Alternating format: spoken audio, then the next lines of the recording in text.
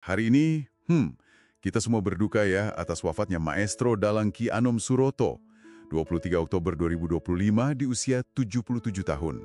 Iya, sebuah kehilangan besar bagi dunia seni tradisi kita. Betul, tapi kali ini kita nggak cuma mau bahas berita dukanya. Kita mau coba menyelami lebih dalam lagi dari sumber-sumber yang Anda bagikan, biografi, analisis filosofis, buat benar-benar paham kenapa sih beliau ini begitu penting buat pedalangan Jawa. Apa warisannya? Kita coba bongkar ya. Tentu, Ki Anom Suroto ini yang juga dapat gelar Kanjeng Raden Tumenggung Haryo Lebdonagoro dari Keraton Surakarta memang sosok sentral. Gelar yang luar biasa ya. Iya, beliau itu bukan cuma dalang hebat, tapi semacam synthesizer budaya. Dia jaga tradisi, tapi sekaligus inovator.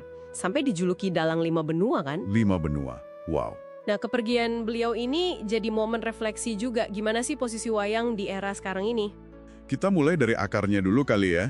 Beliau kan lahir di Juwiring, Klaten tahun 1948. Dan menariknya, dari Terah Dalang. Betul, ayahnya Ki Sadiun Harjadarsana juga dalang. Beliau belajar dari usia 12 tahun, jadi emang fondasinya kuat banget. Fondasi Terah itu pasti pengaruh besar ya? Besar sekali, tapi yang bikin unik, sintesis pendidikannya. Dia belajar dari institusi yang jaga pakem, aturan baku tradisi di Surakarta, HBS, PDMN, Keraton. Yang sangat menjaga tradisi ya itu. Iya, penjaga gawangnya lah istilahnya. Tapi di saat yang sama, beliau juga berguru ke Kinarto Sabdo. Oh, Kinarto yang dikenal sangat inovatif itu? Nah, itu dia. Jadi beliau punya akar tradisi yang kuat plus keberanian untuk inovasi. Ini kunci suksesnya.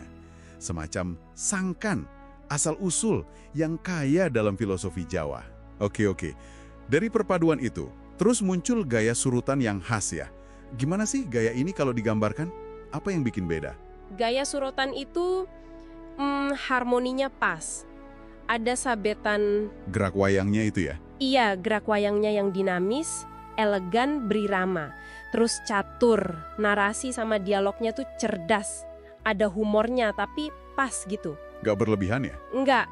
Dan tentu karawitan, musik gamelannya mateng banget, mendukung cerita. Jadi terasa seger tapi esensi wayangnya nggak hilang. Disebut juga lakon favoritnya, Wahyu Katenterman sama Semar Bangun Kahyangan. Ada makna khusus nggak sih di balik pilihan ini? Wah, ini menarik. Wahyu Katenterman kan artinya wahyu kedamaian batin ya. Ini dalam banget maknanya, nyambung ke filosofi Jawa, sangkang paraning dumadi. Pencarian tujuan hidup itu ya? Iya, tujuan akhirnya ya ketenahan batin. Beliau juga kan komposer gending, ada gending pepeling, isinya nasihat, bahkan ada nyengkuyung pembangunan. Wah, tema modern masuk ke gending tradisi ya? Betul, itu menunjukkan kemampuannya menerjemahkan nilai spiritual atau sosial ke dalam seni tradisi. Selain di panggung, beliau juga fokus ke regenerasi ya? Ada forum Rebolegen itu. Kedengarannya nggak kayak kursus biasa ya? Bener banget, forum Rebolegen itu unik, diadakan pas hari weton kelahirannya. Isinya nggak cuma teknik mendalang, tapi lebih ke workshop spiritual, artistik.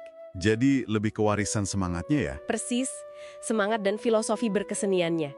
Bukan cuma caranya, tapi kenapanya juga. Ini bagian dari visi pelestarian jangka panjang. Luar biasa. Beliau juga aktif di organisasi kan? Iya, beliau pernah jadi ketua PEPADI, Persatuan Pedalangan Indonesia, terus ikut mendirikan Yayasan Sesaji Dalang, Koperasi Dalang Amarta, ada juga Sanggar Kebon Seni. Jadi pendekatannya holistik, dari pembinaan, organisasi, sampai dukungan ekonomi. Lengkap ya ekosistemnya. Terus soal adaptasi zaman. Tadi disebut dalang 5 benua. Nah, itu sisi adaptasinya. Beliau bawa wayang ke panggung dunia. Terus juga nggak anti teknologi. Rekaman pentasnya kan banyak tuh di YouTube sekarang. Iya, saya juga pernah lihat beberapa. Itu cara bagus biar tetap relevan ya? Betul, termasuk mungkin adaptasi di konteks sosial politik. Sumber kita kan ada nyebut keterlibatan singkat beliau di Timnas Amin 2023. Ah, iya. Bagaimana kita melihatnya? Ya, kita lihat secara netral saja ya, sebagai bagian dari peran budayawan, dulu kan Dalang memang sering jadi penyampai pesan moral, kritik sosial. Betul, lewat lakon-lakonnya. Nah, mungkin keterlibatan sesaat di politik praktis itu salah satu cara beliau menjalankan peran itu di era demokrasi modern. Kita di sini cuma mengamati ya, bukan mendukung atau menolak. Paham. Ini sebagai observasi peran budayawan di zamannya. Menjelang akhir hayat ada wasiat penting ya. Iya, sangat menyentuh. Pesannya ke keluarga itu sederhana tapi mendalam. Jaga kerukunan dan teruskan perjuangan seni pedalangan. Rukun ya? Kok rasanya nyambung lagi ke lakon Wahyu Katren Traman tadi ya? Nah, itu dia. Lingkarannya seperti kembali utuh. Beliau juga minta gending pepeling, gending nasihat itu terus digunakan. Luar biasa. Jadi, kalau kita coba rangkum perjalanan beliau ini, Bisa pakai kacamata Sangkan Paraning Dumadi tadi.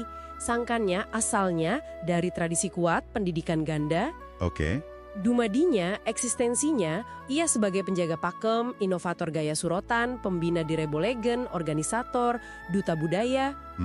Jadi Ki Anom Suroto ini jelas lebih dari sekedar dalang hebat ya. Sosok yang kompleks, penjaga, pembaharu, organisator, filsuf budaya, satu paket lengkap. betul sekali. Dan mungkin ini satu pemikiran buat Anda renungkan. Setelah tokoh sebesar Ki Anom Suroto tiada, gimana ya caranya tradisi adiluhung kayak wayang kulit ini bisa tetap relevan di dunia digital yang serba cepat?